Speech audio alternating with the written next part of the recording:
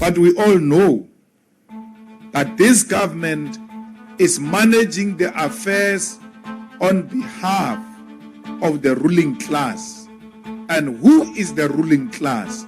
The ruling class is white monopoly capital that owns the means of production. South Africa siyaphatana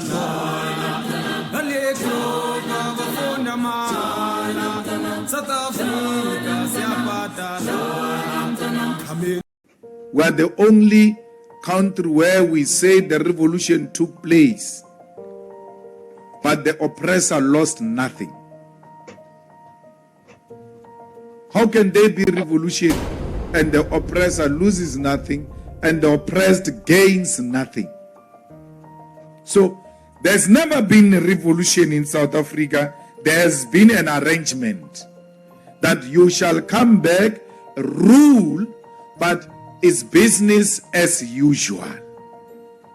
To show that indeed they comply to business as usual, in 1994, the white capital started hiring black people into their companies in senior positions and gave some of these black people shares in their companies and said, no, it can't be business as usual. There is a new government.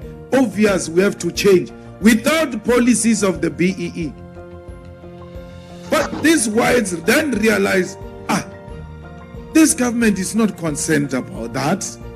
It's not concerned about us bringing black people into our business, into our ownership of the means of production. Then they released them. And that's why it continued business as usual. We cannot allow a situation where it continues business as usual 10 years after the existence of the EFF. Because the first option we took was that the EFF is going to use the election as one of the means to capture political power and use its majority through political power to change the patterns of ownership in South Africa. So you can't capture the state power if you don't have an organization. You must first have an organization in the Western Cape. You can't fight the racists of Stellenbosch without an organization. You can't occupy land without an organization.